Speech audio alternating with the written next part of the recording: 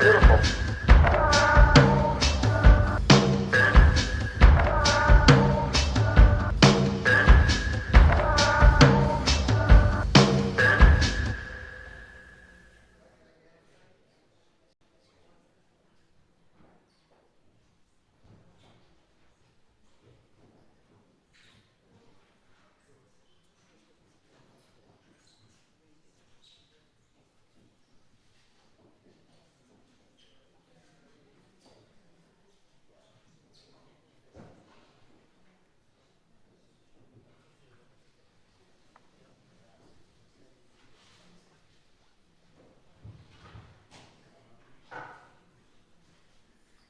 I want to welcome everybody today.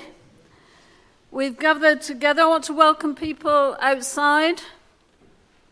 We've gathered together today from near and afar to remember before our God and God's and our own faiths, Sarge, to give thanks for his life, to celebrate his life, and to help carry him towards the next part of his journey as he joins the Spirit, the mystery of life that is death.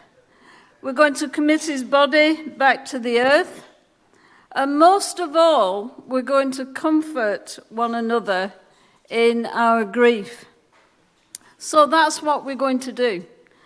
My name is Joan Sargent, and I have the privilege to lead this service today, and also the privilege of being Sarge's Auntie Joan, or as he called me, Auntie Joan, the voice of reason. My reasoning, however, would never have put me in this position today, doing Sarge's funeral. But folks, we need to do the last things for our dear Sarge.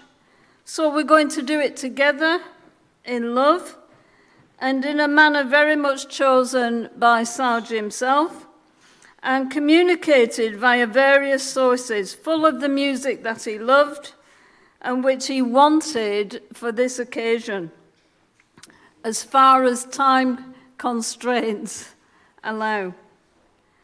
So at this point, as a Christian, I would normally pray. I'm going to do that later. But Sarge has chosen a song that seems akin to a prayer that we feel gives us the opportunity to connect with our higher power and also to be uplifted. So let's take these next moments just to do that.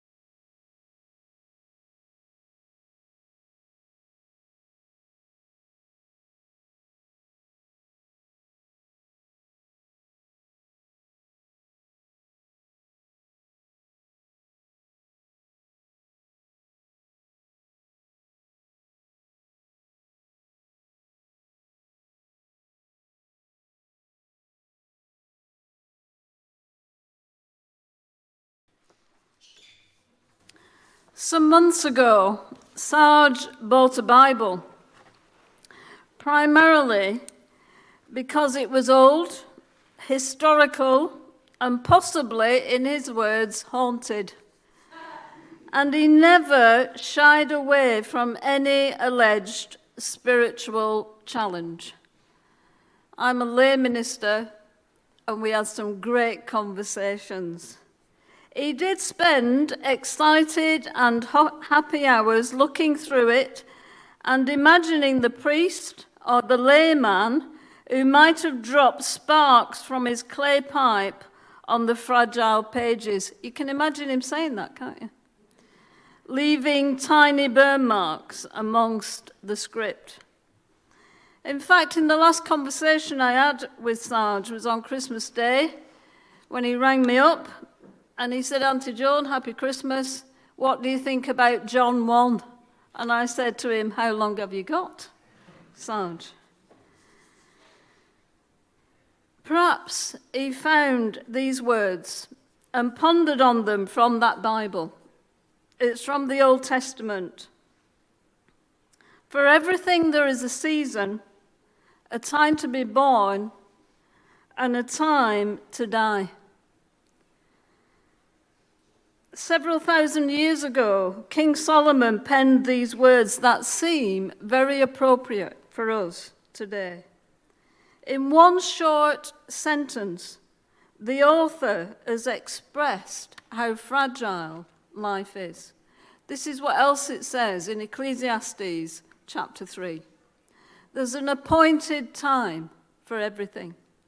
A time to be born, a time to die, a time to weep, a time to laugh, a time to mourn, a time to dance, a time to be silent, and a time to speak, a time for war, and a time for peace.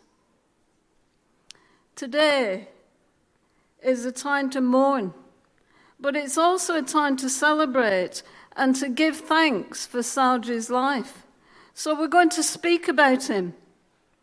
So first, I'm going to speak on behalf of Doug and Anne and Joyce, his mum, and his northern family.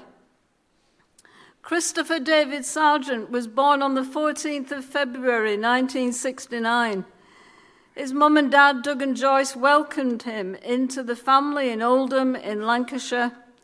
And this blue-eyed, blonde-haired, cute little boy, sorry, Chris, it had to be said, came into our lives on Valentine's Day. And you know, he was loved by both sides of the family.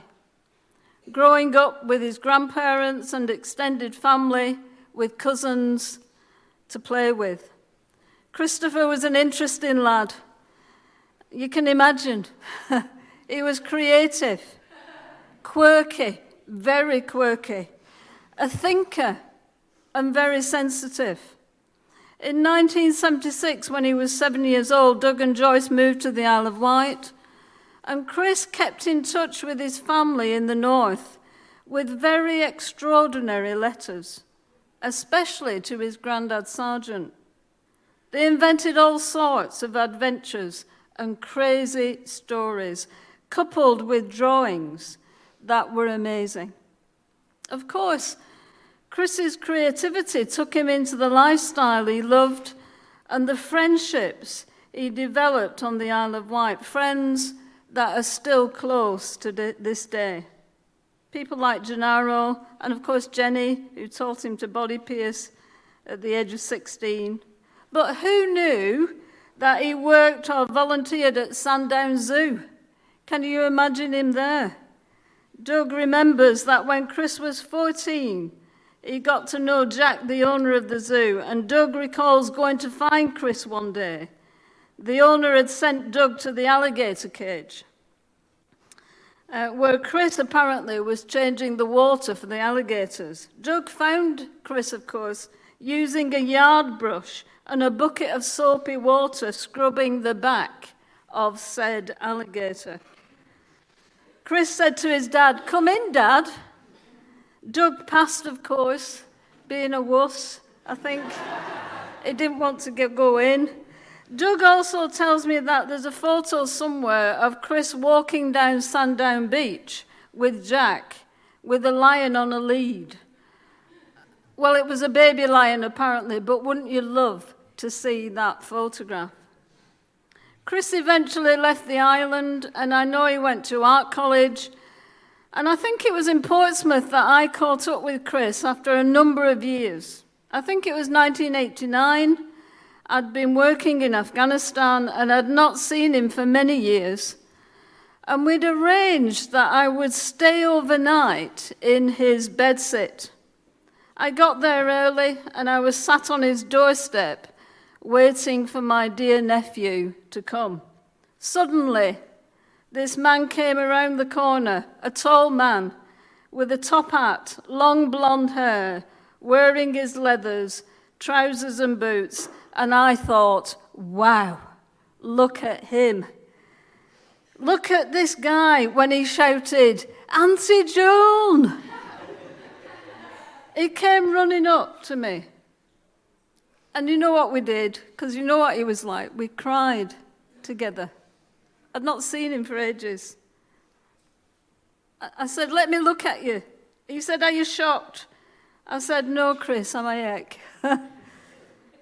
I knew then that Sarge had already come into his own. That night, we talked about everything.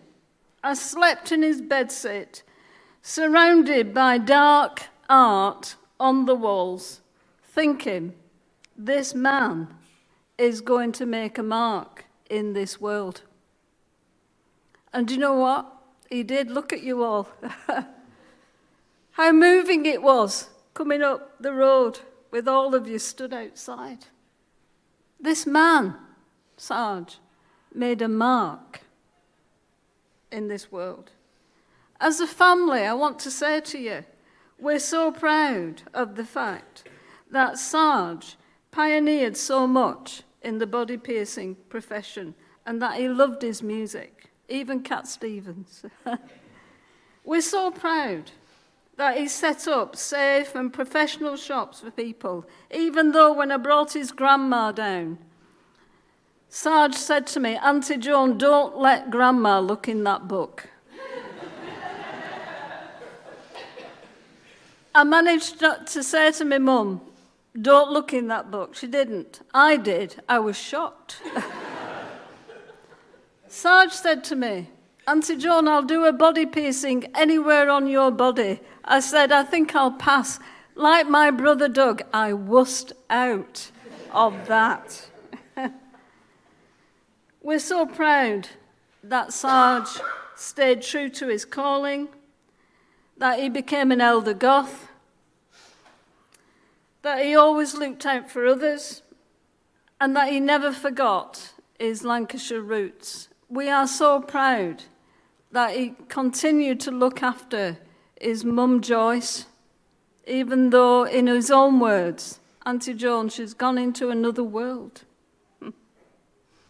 We're so proud that he cared deeply for his dad, Doug, and Anne, his other mum, who he saw regularly and who he loved to pieces. We're so glad and proud, Vicky, that he found the love of his life and became family to her family and to many others here today. We're so proud of all you guys who've been his friends. We are heartbroken.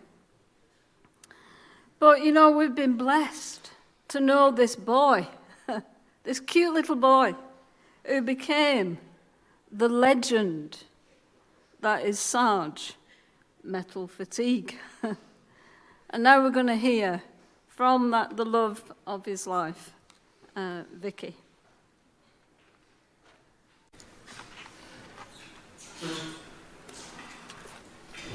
Without wishing to state the painfully obvious, this is not a task I envisaged having to undertake at this point in our lives. And over the last few weeks, I have often found myself asking, what would Sarge do?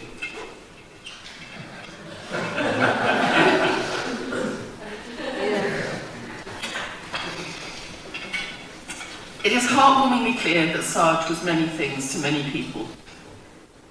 A friend, a supporter, a beloved colleague, a professional, an artist, a musician, a consummate performer, a geek, a nerd, a historian, a psychonaut, a bohemian, a goth, a hippie, a pagan, a shaman, a spiritual explorer, a skeptic, a reenactor, a modern primitive, scientifically minded, ultimately mercurial, and always absorbing every new interest that caught his imagination.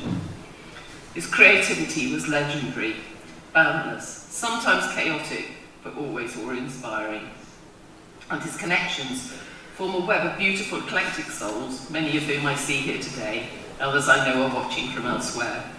And it warms my heart and gladdens what remains of my rather battered soul.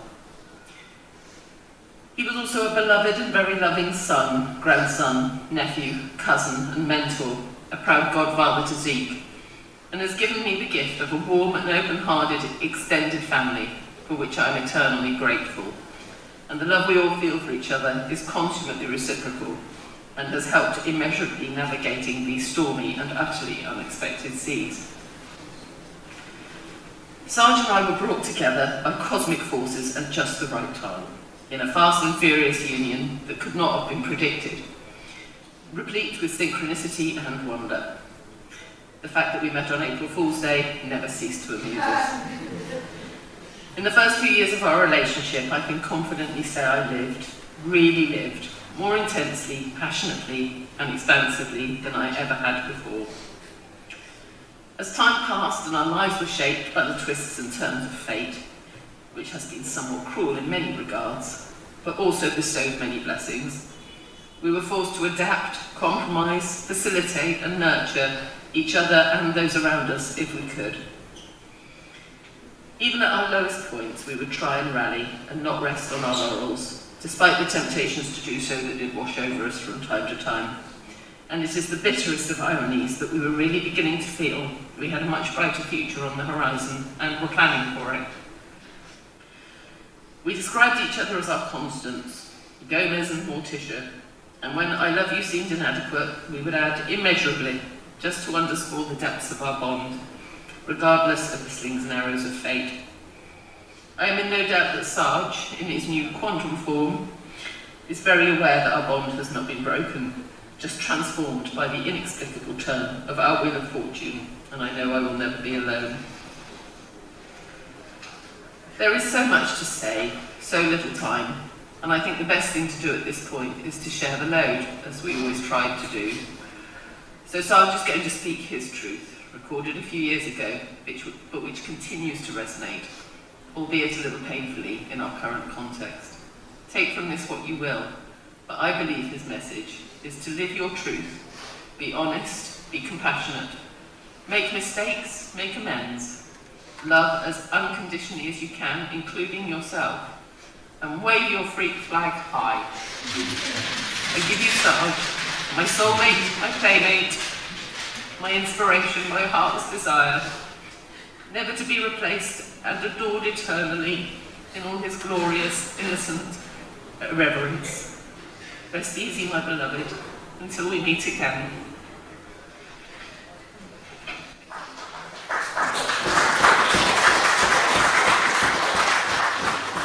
I was always a bit of a loner at school anyway. Growing up an individual in a school full of clones, you know, carbon copies of each other, do you know what I mean? They all wear the same shit, you know, and they all just do the same thing, and they're all, you know, just dumb as a bag of hammers, you know. So, you know, sometimes you just got to sort of like go, no, I'm me, I'm an individual, and I'm not gonna play by your rules. I'm not gonna, you know, do these things.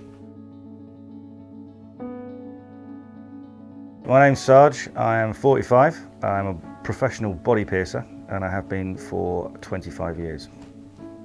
The goth scene's a very, very strange one because the goth scene is very, very wide-ranging. It's full of different genres.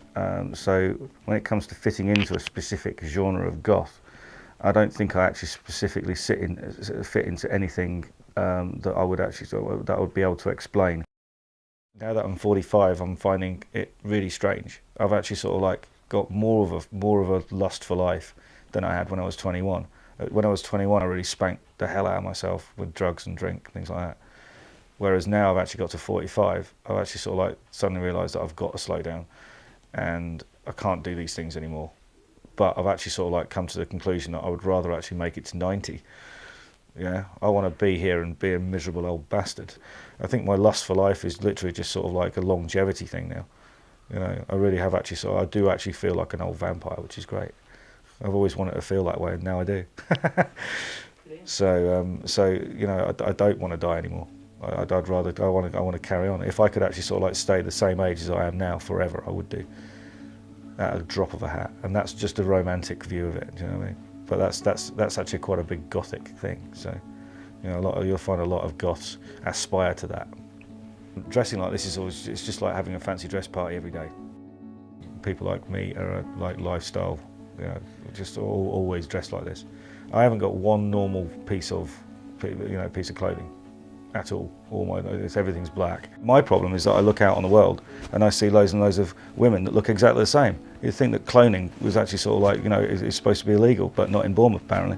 You know, blonde hair, you know, like one of them sort of like, you know, boutique sort of like padded jackets, black leggings, Ugg boots. I mean, come on, you know, orange makeup. It's great, isn't it? You know, and I can actually sort of like, I'll be piercing people like that all day, like this, and I'm like going, my God, they've actually cloned people.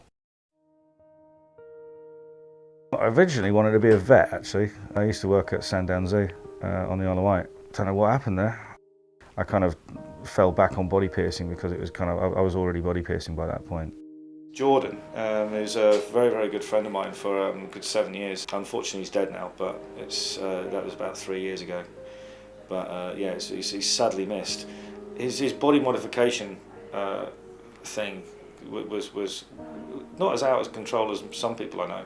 But I know that it did actually affect, you know, directly affect his not being able to get jobs and things like that because of his facial tattoos and stuff like that. When we actually sort of decided on this place, I decided I wanted it nice and open plan because most of the places that you get in and around Dorset are all sort of like just dowdy little places, you know, and you can't really see very well in them and stuff like that. So a lot of people sort of like walk straight in here and they think it's like some kind of set from Saw. But hey, I like that because I'm gothic.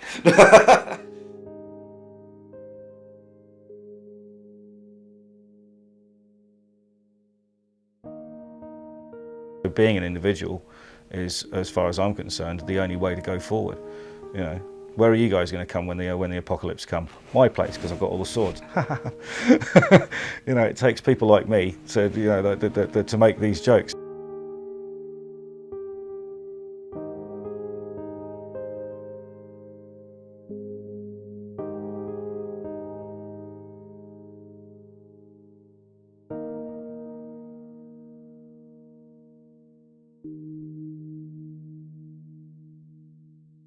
What makes me tick? This lady here. I spotted Sarge sat on a sofa and I thought, I'm going to go and introduce myself. I sort of popped over and went, hi, you're Sarge, aren't you? And he sat there and went, do you want to come back to mine and drink wine? And I went, yeah, all right then. And that was it. Fastest pull in history. Seriously. I suppose we are elder goths, you know, elders of the tribe. It's kind of goths who didn't grow out of it, yeah. You know, so we've stood the test of time. We know loads of them.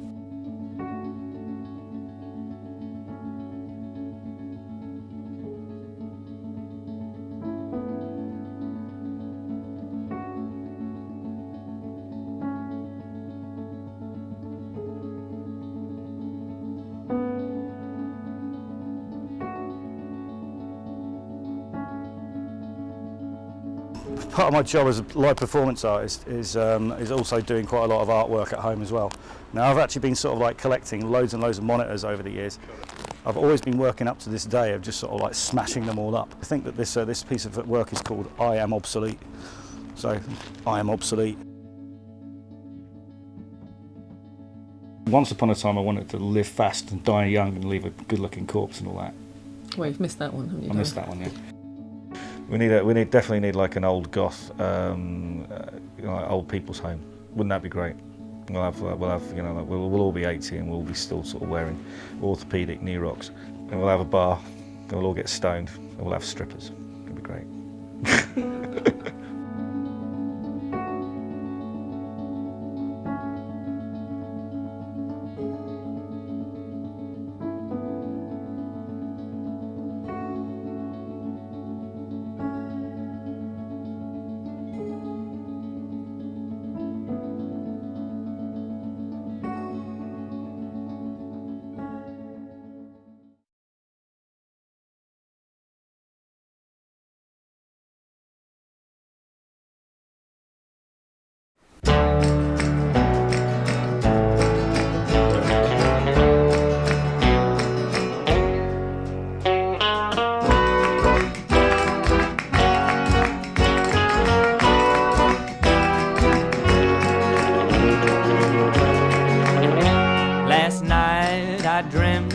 Glass of Rioja wine we drank on the first night we met. If you could cross my tongue and trace through my veins, you could have gone with me on a morning I left. Oh, La Miva, Maca, Senorita, you danced the sardana bare feet on the floor. And when you get tired, lay your head on my chest. Please hear my song, don't you cry anymore. Oh, my heart is a bird that sings while you're gone. La da da da da da da da da. The loneliest song that you've ever heard. La da da da da da da da da. Goodbye.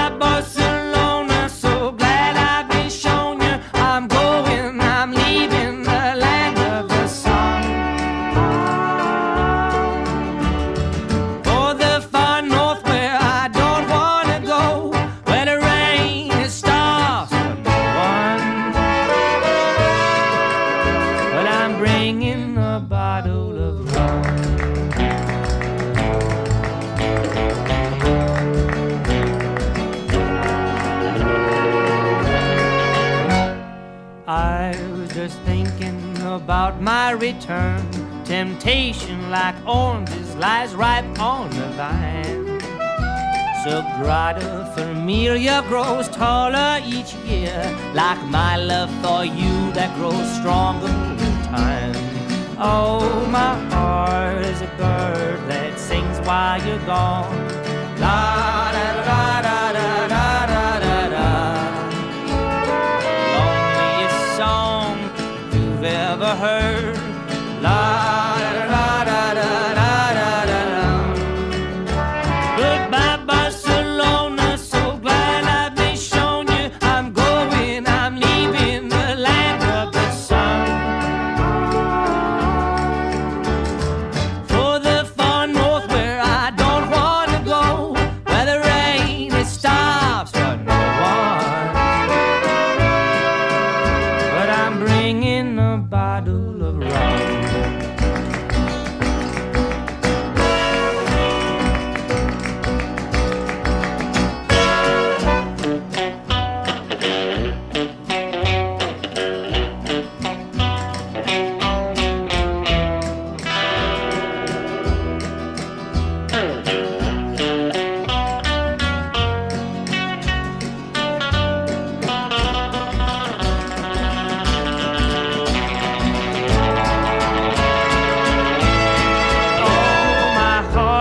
Is a bird that sings while you're gone. La da da da da da da da da. The loneliest song that you've ever heard.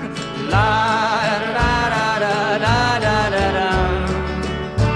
Goodbye Barcelona, so glad I've been shown you. I'm going, I'm leaving the land of the sun. The far north where I don't want to go, where the rain it stops for no one. Yes, but I'm bringing a bottle of rum. Ooh.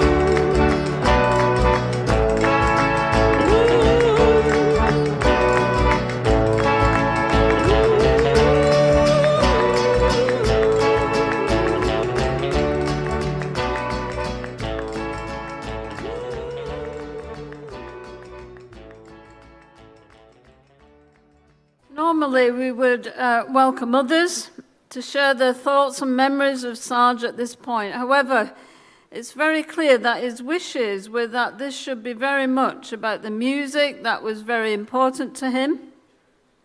And we appreciate that many of you have wonderful stories to share, that we might still be here next Friday. So we hope that those who can will join us at one of the wakes after the service and share their memories there, or contribute to the book of condolences that will be available. So continuing the musical language of Sarge, Gennaro and AJ are going to come now, and they're going to play Tremor Christ by Pearl Jam, a song that is replete with meaning that we hope you will enjoy as a fitting tribute to the man who sang this so well and so passionately.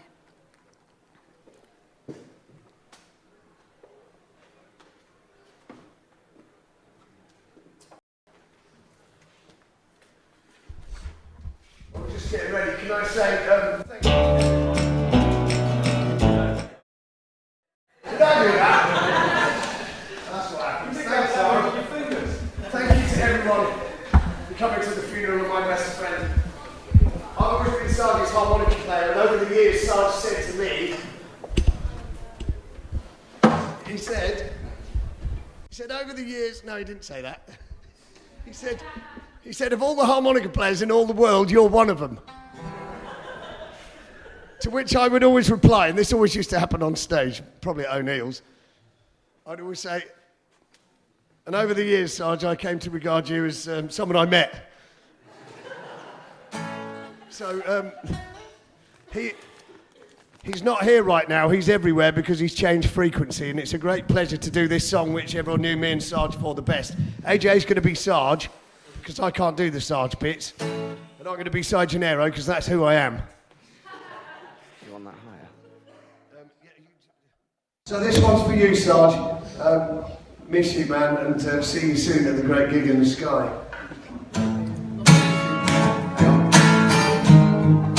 We haven't plugged it in yet, sorry. You think I know how this stuff works by now, wouldn't you? Is that working? Is this thing on?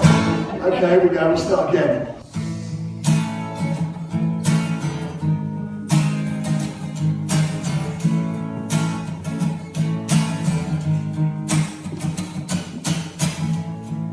When there is a sailor drifting by the storm, wounded is the organ he left on, bloodied on the shore.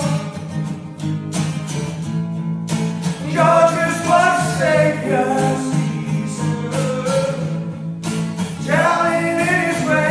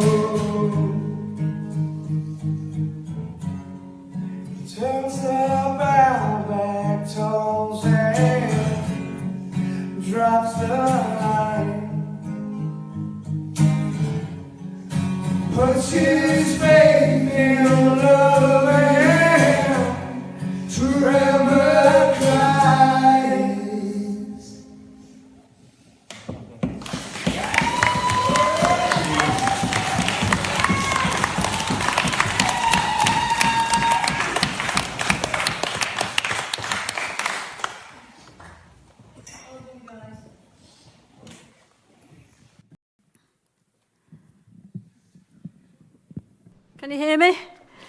Yeah, okay. I just want to share something else that Sarge said to me. You know what he was like? Well, for some of us, he would send ramblings in the middle of the night. And I was one of the favoured few who got some ramblings. I want to say this to you. This is what he said about himself.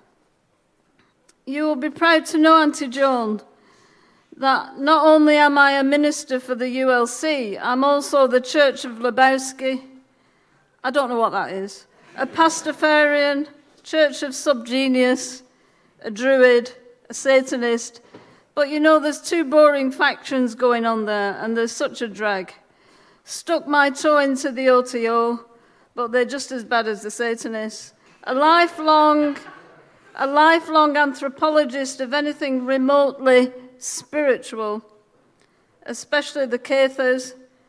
I'm still a Christian because it says it in my children's Bible you gave me.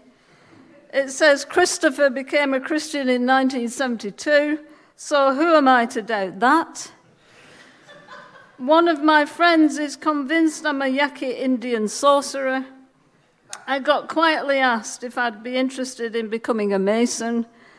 I mean, seriously, me, a Mason. Like, if I retire, do I get a small electric car and a fez? Modern primitive, because my job, I saw the face of the universe on DMT. I came up Gryffindor on the online test. Does this make me a shaman? You started it, Auntie Joan. Ha ha ha ha ha ha. And I love you. Do you know, I love Christopher. I call him Christopher because I knew him as Christopher growing up. I love him for that. I loved that he wrote those things to me. I remember when he used to sit on my knee, and because I am a Christian, I used to have a cross here, and he put the end of the cross in his mouth and the other end in my mouth. And I love it because whatever differences we had spiritually, it didn't matter because we love each other. And